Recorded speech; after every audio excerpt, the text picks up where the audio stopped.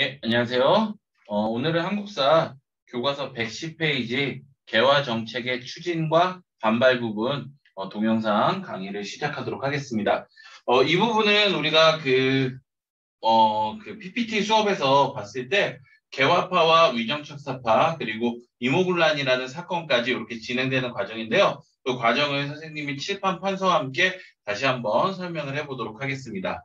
자, 먼저 개화파와 위정척사파 이렇게 우리가 구분을 해볼 필요가 있어요. 그래서 개화파와 위정척사파들이 어떻게 다른지 한번 이해를 해보도록 합시다.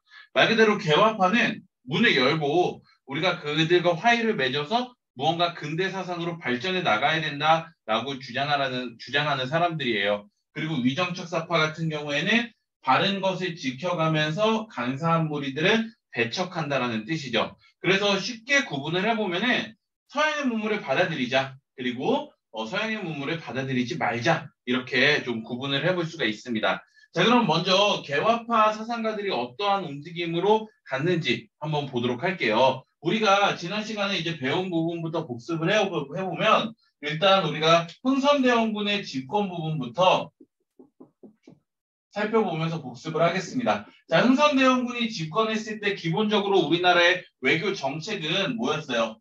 통상, 수교, 거부라는 정책을 펼쳤습니다. 그러면서 병인양요와 신미양요가 일어나는 과정에서도 우리가 끝까지 항전을 했고요. 자, 그러다가 흥선대원군이 1863년부터 1873년까지 10년간 집권을 하다가 이제 고종이 직접 정치를 하기 시작했어요. 그러면 이제 고종이 직접 정치를 했을 때 달라진 부분은 무엇이냐라고 했을 때 통상 개국론자라는 세력이 이제 그 고종의 주변에 있었죠. 그래서 박규수라든가 오경석, 유홍기 이런 사람들이 실학사상 북학파에서 뿌리를 이어오면서 이제 우리도 문을 열어야 됩니다라고 이야기를 했고, 그리고 먼저 우리보다 근대화를 시작한 일본에서도 정한론이라는 게 나오면서 이제 우리나라에 운요호라는 배를 보내서 1875년에 운요호 사건이라는 게 일어나게 됩니다. 자, 그러면서 이러한 결과 우리나라가 최초로 맺은 근대적 조약인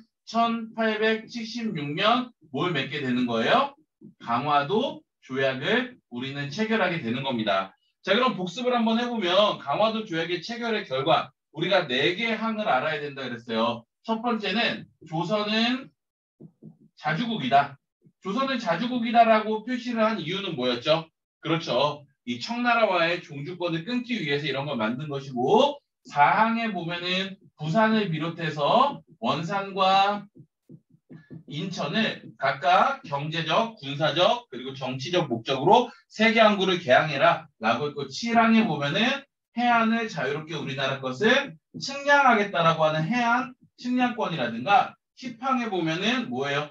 그 우리나라에 들어온 일본인들이 영사 재판권, 그러니까 우리나라의 법에 의해서 재판을 받는 것이 아니라 일본 영사관에 의해서 재판을 받는 이런 항목들이 강화도 조약에 들어 있었습니다. 그래서 우리나라 최초의 근대적 조약인 강화도 조약은 이런 특히 7항과 10항을 통해서 우리가 불평등 조약이라는 것을 알 수 있었죠. 자, 이러면서 우리가 문을 열기 시작했어요. 문을 열기 시작했으니까 이제는 우리가 개화파 사상가들은 어떤 사람들이라고 했어요. 이제 서양의 문물대로 우리를 받아들여서 근대화를 해야 된다라고 했잖아요. 그래서 이들도 근대화를 하기 위해서 첫 번째로 한 건 뭐냐면은 외국에 사절단을 파견을 하기 시작합니다. 그래서 이 외국의 사절단을 파견을 하는데 어떤 나라에 우리가 최초로 조약을 맺은 일본에, 그리고 우리나라와 늘 관계가 깊었던 중국, 청나라에, 그리고 마지막으로 1882년 맺은 조미수 통상 조약 이후로 미국에 이렇게 외국 사절단을 파견을 하기 시작해요. 그래서 그 외국 사절단의 이름을 보면은 일본은 1차, 2차에 걸쳐서 수신사라는 이 사절단을 파견을 했고, 또한 조사 시찰단이라고 하는 사절단을 파견을 해서 우리나라가 일본이 어떻게 근대화에 성공을 했고 그들은 어떤 모습인가를 배우기 시작합니다. 특히 이 수신사에서는 우리가 기억해야 될 게 2차로 갔던 수신사를 기억해야 되고 2차 수신사에서 그들의 대표였던 누구? 김홍집이라는 인물이 이 일본에 가서 중국의 황춘원이라는 사람에게 어떤 책을 조선 책략이라는 책을 가지고 왔다라는 게 가장 중요한 포인트였어요. 그래서 이렇게 조선 책략이라는 책을 갖고 와서 우리나라가 러시아를 방어하기 위해서 어느 나라랑 미국과 수교를 맺어야 된다 이런 내용이 들어 있었고 자 그리고 청나라에 보낸 그런 사람들을 우리가 뭐라고 불렀냐면은 우리가 청나라는 영선사라고 하는 사절단을 파견을 했습니다. 그래서 이런 영선사라고 하는 사절단이 우리나라에 돌아와서 기기창이라고 하는 근대 시설물을 만들어요. 기기창이라고 하는 거는 무기를 만드는 창고라고 생각을 하면 돼요. 쉽게. 그래서 청나라 같은 경우에는 기본적으로 근대화가 일본과는 다르게 양무운동, 서양의 무기 기술만 배워온다라고 했잖아요. 그러니까 우리도 그러한 무기 기술을 배워오는 이러한 것들을 위해서 이렇게 영선사에서 돌아온 사람들이 기기창이라고 하는 근대식 무기 제조 공장을 이렇게 만들게 됩니다. 자, 그리고 1883년, 이제 82년에 미국과 조약을 맺은 다음에는 이 보빙사라고 하는 이 외교 사절단을 파견을 해서 이 외교 사절단이 미국의 근대 문물을 또 배워오게 됩니다. 자, 이렇게 외국의 사절단을 파견을 하면서 이제 우리나라는 어떻게 통리, 기무, 아문이라고 하는 이제 우리나라에서 이 개화 정책을 총괄하는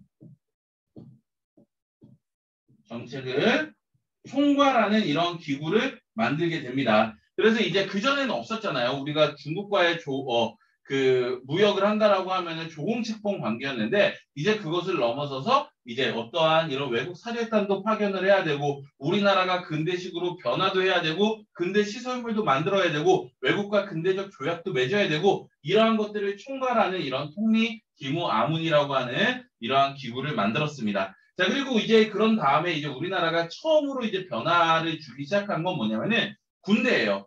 왜냐하면 우리나라도 조금은 청나라랑 비슷하게 우리가 서양의 이런 불평등 조약을 맺게 되는 이유가 군사력이 약했기 때문이라고 많이들 생각을 합니다. 그래서 우리나라에 있었던 군대를 5군형이라고 하는 군대를 기존의 군대를 2군형으로 축소를 합니다.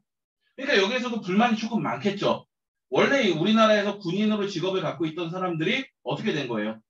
2군형으로 축소되면서 많이 잘리고 실직자가 되기도 했겠죠. 그리고 별기군이라고 하는 신식 군대, 특별한 무기를 사용하는 이러한 별기군이라고 하는 신식 군대도 창설을 해요. 그리고 여기에는 특히 뭐도 와 있냐면 일본인 교관까지 초빙을 해서 이러한 근대식 무기 기술을 배워오게 됩니다. 그러면서 이제 우리나라의 그런 근대식 무기 기술을 배워오는 이런 것들을 바뀌기 시작했고, 자, 그 다음에 이제 근대 시설물로 대표적으로 이제 뭘 만드냐면은 방문국이라든가, 방문국은 신문을 찍어내는 근대 시설물, 그리고 우정 총국이라 그래서 근대식 우편 업무를 담당하는 그런 곳, 그리고 기기창이라고 해서 역시 이런 무기들을 만드는 이런 기구들, 이런 것들을 만들면서 우리도 근대 시설물을 위해서 이렇게 노력하는 모습을 보이게 됩니다. 자, 그래서 이런 개화파라는 사상가들이 이제 1880년대 중반부터 본격적으로 활동을 하기 시작하는 건데 그 개화파의 흐름이 어떻게 쭉 이어오게 되는지 그 흐름을 한번 해보세요. 통상수교 거부 정책을 펼쳤던 흥선대원군 시절에는 당연히 개화 정책을 할 수 없었고 그리고 이제 흥선대원군이 집권을 물러난 다음에 고종이 직접 정치를 하면서 이 통상 개국론자들이 성장을 하면서 우리나라 최초의 근대적 조약을 맺게 되고 그러면서 외국의 사절단도 파견하고 우리와의 근대화를 추진하는 과정에 이러한 개화파 사상가들이 성장을 하고 있었다라고 이해를 하면 됩니다. 자, 그러면은 이와 반대로 위정척사파라고 하는 것은 다른 것은 뭐예요?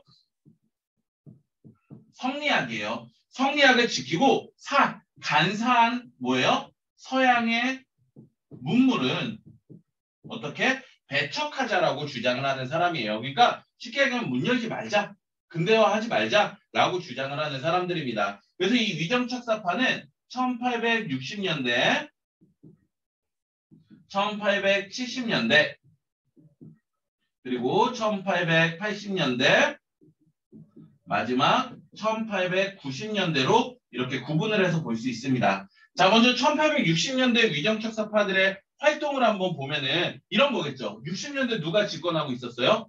흥선대원군이 집권을 하고 있었죠. 그러니까 이들은 당연히 뭐를 반대하는 통상 수교 거부 정책을 펼치는 사람이에요. 그러면서 이 사람들이 뭐라고 주장을 했냐면 척화 주전론이라는 것을 주장을 합니다. 말 그대로 화의를 배척하고 우리의 주권을 지키기 위해서는 전 싸우자라는 뜻이에요. 그리고 1870년대는 우리나라의 중요한 사건으로 강화도 조약이라는 사건이 있었어요. 그래서 이 사람들은 뭐에 반대를 하냐면 개항에 반대를 해요. 그러면서 최익현을 중심으로 뭐라 그러냐면은 외양 일체론이라는 것을 주장합니다. 왜? 일본 놈들과 양서양 놈들은 일체 똑같은 놈들이다. 그래서 쟤네들은 우리를 침략하려는 놈들이지 도움을 주려는 놈들이 아니니까 속지 말자. 이런 주장을 했었던 거고, 그리고 1880년대는 이 80년대에 일어난 일이 이런 일들이잖아요. 그래서 개화에 반대를 해요. 특히 개화에 반대하면서 뭐가 있었냐면은 이만손이라는 인물이 영남에서 만인소 사건을 일으키는데, 말 그대로 이만손이라는 인물이 영남 지방, 경상도 지방에 모든 사람들이 모여서 상소문을 올린 거예요. 즉 이런 개화 정책 하지 말자. 특히 이 미국과 수교를 맺는 데 있어서 조선 침략의 내용을 보니까 러시아를 방어하기 위해서 미국이랑 수교를 맺재요. 근데 이 사람들의 생각은 그런 거야. 미국은 우리가 원래 알지도 못하던 나라였고, 그리고 가만히 있는 러시아를 우리가 방어한다라고 하면 러시아가 화가 나지 않나겠어? 왜 그거 부스럼을 만드냐? 이런 식으로 주장을 하면서 반대를 하는 모습을 보이고요. 자, 1890년대는 우리가 아직 배우진 않았지만 항일 의병 운동으로 이제 발전을 하게 됩니다. 항일 의병 운동으로 발전한다라는 건 무슨 뜻이냐면 90년대가 됐을 때 가장 대표적인 사건으로 아시아의 청일전쟁이라는 게 일어나요. 여기서 승리한 나라는 일본이죠. 그러면서 이제 청나라는 더 이상 우리나라에게 어떠한 간섭도 할 수 없고 일본이 침략이 본격적으로 되니까 이제는 의병, 군대를 조직해서 일본에 저항을 한다라는 뜻입니다. 근데 이렇게 우리가 5개념을 쌓지 말아야 될 것 중에 하나는 뭐냐면은 이런 위정척사파들의 운동의 모습을 보면 마치 독립운동군처럼 이런 외세 세력의 침략에 끝까지 저항을 하려는 모습만 보이죠. 근데 이렇게 생각을 하면 안 됩니다. 이들은 외세의 침략, 서양의 침략에 저항을 하는 건 맞지만 그들이 저항을 한 다음에 살고자 하는 세상은 양반의 질서가 유지되고 그리고 성리학적 질서가 유지되는 세상이에요. 즉 우리가 모두 다 평등한 세상, 이런 것이 아니라 신분제가 있고 양반이 그 권위와 이 어떤 특권을 갖는 그런 세상을 바랬기 때문에 조금은 한계, 아쉬움도 남는 것이죠. 그래서 이렇게 개화 정책에 추진하는 가운데 이런 추진 세력이 있고 그리고 이렇게 반발하는 세력들이 있었다라고 이해하면서 개화파와 위정척사파라고 하는 이런 사상가들이 어떻게 다른지 이해를 하면 좋을 것 같습니다. 자, 여기까지 쭉 흐름 한번 쭉 이해해 보세요. 잠깐 칠판을 볼 시간을 주도록 하겠습니다.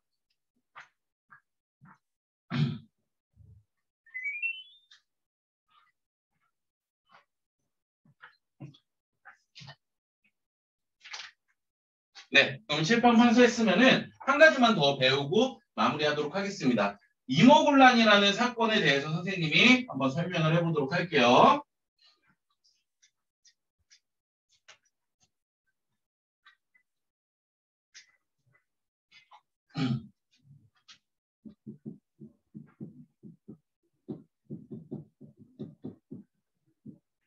자, 1882년에 일어난 이모군란이라는 사건입니다. 말 그대로 이모년은 선생님이 첫 시간에 얘기했죠. 이 해를 뜻하는 거예요. 1882년. 군란, 군인들의 반란이라는 뜻이야. 그러면 이모군란이라는 사건이 왜 일어나게 됐는지 그 배경부터 살펴보도록 하겠습니다. 자, 일단 배경은 이런 것들이 있어요. 사회적으로 지금 82년이니까 강화도 조약을 체결하면서 일본이 우리나라를 엄청나게 많이 수탈을 해요. 특히 일본으로 쌀 유출의 양이 엄청나게 늘어납니다. 자, 일본이 강화도 조약을 체결하면서 그 부속 조약으로 우리나라 쌀을 무제한으로 가져간다라고 하는 이 부속 조약을 맺었어요. 그러면서 일본이 원하는 건 뭐냐? 우리나라로부터 뺏어가려고 하는 건 뭐냐면 그들은 이제 근대화를 하면서 산업화, 공업화를 할 거예요. 그럼 도시로 많은 사람들이 착출이 되겠죠. 그럼 농촌 인구가 줄어들게 되면은 자연스럽게 쌀값이 오를 거 아니에요. 그런 물가를 안정시키기 위해서 어떻게든 우리나라로 쌀을 많이 가져가려고 하는 거예요. 그러니까 일본으로 쌀을 많이 유출돼. 그럼 우리나라 쌀값 올라가겠죠. 서민들의 삶이 굉장히 힘들어질 거예요. 민생들의 삶이. 거기에다가 이런 우리나라가 근대화를 추진하는 과정에서 또 뭐가 많아지냐면 세금의 양도 많아집니다. 세금을 더 많이 내래. 근데 쌀값은 올라. 그러니까 백성들의 삶이 더더욱 힘들어지는 그런 상황들이 있었고, 그리고 아까 근대화를 하는 과정에서 누군가는 차별받는 사람들이 생기는데 그 차별받는 사람들이 특히 누구였냐면 구식 군인들에 대한 이 차별이 더욱더 심해지는 그런 상황이 되게 되는 거예요. 그래서 이런 걸로 결과 백성들의 불만 높아지죠. 그리고 백성들의 삶이 점점 궁핍해지는 그런 상황까지 이렇게 오게 되는 거예요. 그러니까 이런 개화 정책이나 사상이 무조건 다 좋은 것은 아니라 이렇게 누군가에 의해서는 힘들고 어려운 상황이었다라고 이해를 하면 좋습니다. 자, 이런 상황에서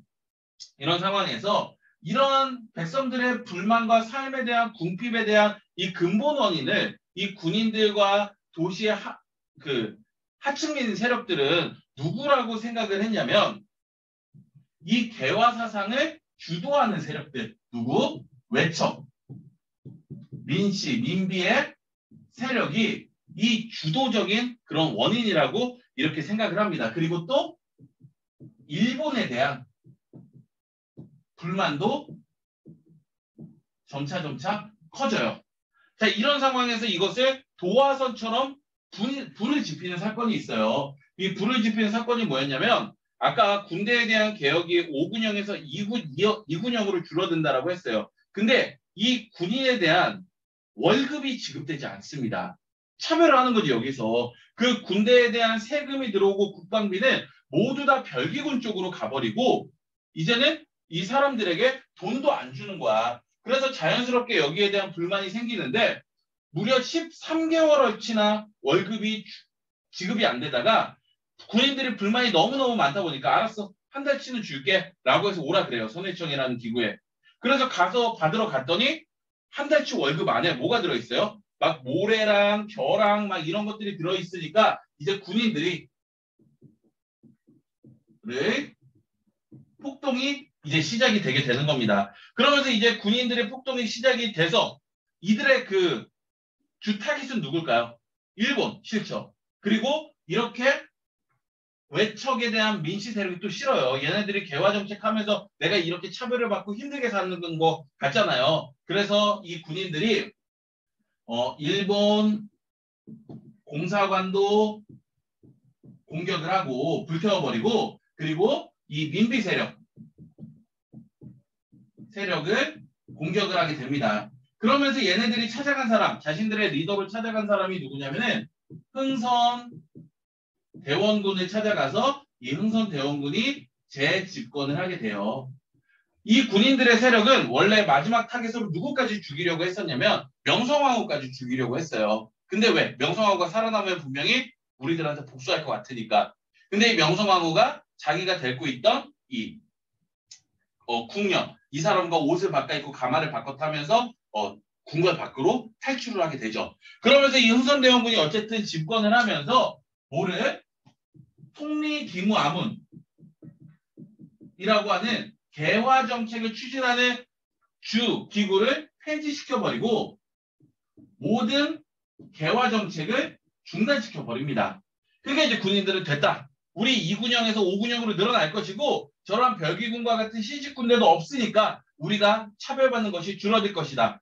그리고 도시들의 하층민들도 일본과 이제 통상수교가 곧 멈춰질 테니까 일본으로 빠져나가는 쌀만 없어도 우리가 그나마 조금은 더 먹고 살만할 것이다. 이러한 희망을 갖게 되죠. 근데 누가 문제였냐면 이때 도망간 명성황후. 이 명성황후가 누구한테 도움을 요청을 하냐면 청나라 군대가 우리나라 일에 개입을 하게 됩니다.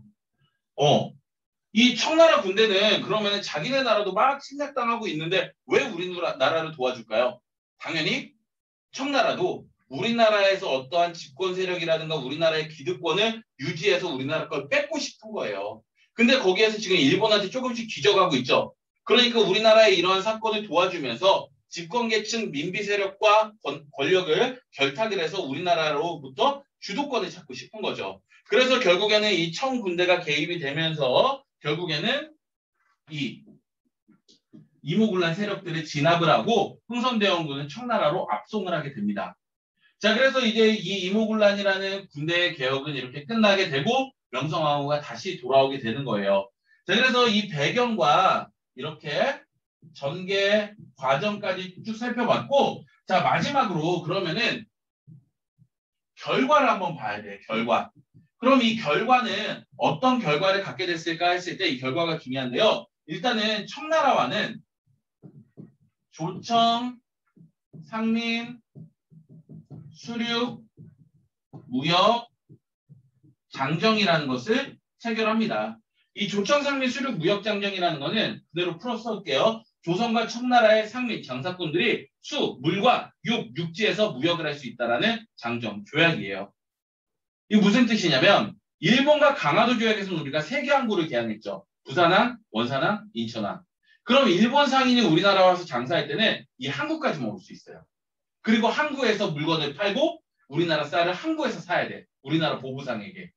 근데 청나라 상인은 이런 수, 항구뿐만 아니라 육지까지 들어갈 수 있는 거예요. 그러니까 청나라 상인이 마음껏 서울, 대전, 천안 어디든지 가서 장사를 할 수 있게 되었다. 그러니까 일본에 대한 무역량이 이제 청나라가 훨씬 더 이득을 볼 수 있겠죠. 그래서 이런 조청상민 수륙 무역장정이라는 걸 맺게 되고 그리고 우리나라의 고문 정치를 시작을 하는데 이 고문 정치라는 건 뭐냐면 고문이라고 하는 건 어떤 정확한 관직은 아니지만 우리가 어떠한 결정을 할 때 그 사람에게 반드시 협의를 하고 물어봐야 돼. 그래서 외교 고문으로는 독일인 멜렌도르프라든가 그리고 경제 고문, 정치 고문으로는 마건상 이런 사람들이 와서 우리나라가 어떤 외교적인 관계를 맺거나 혹은 우리가 어떤 정책을 만들려고 할 때는 반드시 청나라에게 물어보라는 뜻이에요. 자, 그리고 일본도 가만히 있지 않는데 일본은 우리나라와 재물포 조약이라는 걸 맺어요. 그래서 이 재물포 조약에서는 첫 번째로 배상금을 지불하라는 내용이 나와요. 왜? 너희 군인 세력들이 우리 일본 교관 죽였어. 일본 공사관 불태웠어. 그러니까 그에 대한 배상금 내놔. 라고 이야기를 하는 거고 그리고 또 일본이 뭐 하냐면은 군대를 주둔시키겠다라는 또 내용을 집어넣습니다. 즉, 야, 일본 공사관에 이 군인 반란 세력들이 왔을 때 우리 공사관을 경비할 수 있는 약간의 군대만 있었어도 그렇게 쉽게 당하진 않았을 거야. 그래서 우리나라에 일본 군대를 주둔시키겠다라고 해요. 이거는 무슨 뜻이야? 다른 나라 군대가 우리나라에 들어와 있으면 언제든지 전쟁을 할 수 있는 거잖아요. 그러니까 우리나라의 주권을 더더욱 뺏기게 되는 거죠. 자, 그래서 이모군란이라는 사건의 배경과 전개 과정과 결과까지 이렇게 살펴봤습니다. 이제 조선을 두고 일본과 청나라가 본격적인 경쟁을 하기 시작하는 거예요. 그리고 우리나라 안의 상황은 일단 일본이랑 청나라가 들어와 있으니까 위정척사파처럼 외국의 세력을 밀어내라 이런 세력은 권력이 크진 않겠죠. 그럼 어떻게?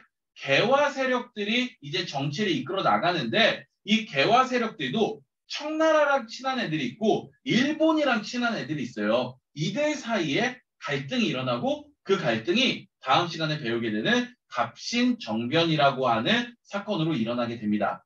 자, 그래서 오늘은 개화정책의 추진과 반발에 대해서 이렇게 쭉 살펴봤어요. 개화정책을 추진하는 세력들 그리고 반발하는 세력들의 흐름을 잘 이해하고 그 반발에 대한 첫 번째 사건으로 이모군란이라고 하는 사건을 살펴봤습니다. 자, 그러면은 고생 많았고 동영상 강의와 교과서를 읽으면서 여러분들 학습하는 데 도움을 받기 바랍니다. 예, 그러면은 선생님과 다음 시간에 다시 만나도록 하겠습니다. 고생했습니다.